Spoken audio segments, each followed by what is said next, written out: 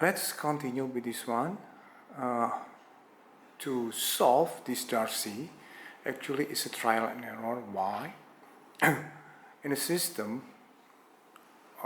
if you're looking for this one, to solve the Q, if you have a different pipe, different pressure of P1 and P2 from 1 to 2, a diameter of certain diameter of certain gas with the specific gravity, and Z of the gas at temperature of the pressure, average pressure between 0.1 and 0.2, the length of 0.1 and 0.2.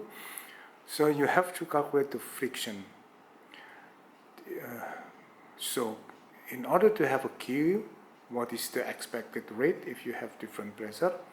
So the Q, the F has the Q have you have to calculate the F first, the friction. In order to calculate the friction, remember that you have to know the Q. You have to know the Q. And in this case, the Q will be the Q over pressure at certain pressure and temperature, of course. Okay. So in order to have this rate, in the pipe, so you have to have the friction. So it's kind of trial and error. You know the rate, you calculate the Reynolds number. You calculate the Reynolds number. You have to know the epsilon over D. Remember that. And you using Ziegler-Sylvester, you end up with having the friction.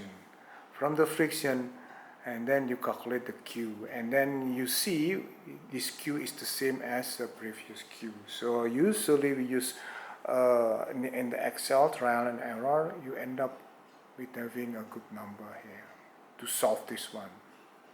Okay, so it's kind of trial and error.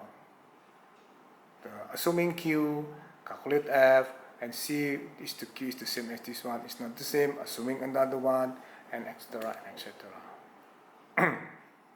Okay, and I put in here 4 different equations: Weymouth, Penhandel, and modified Penhandel. There are a lot of so since this is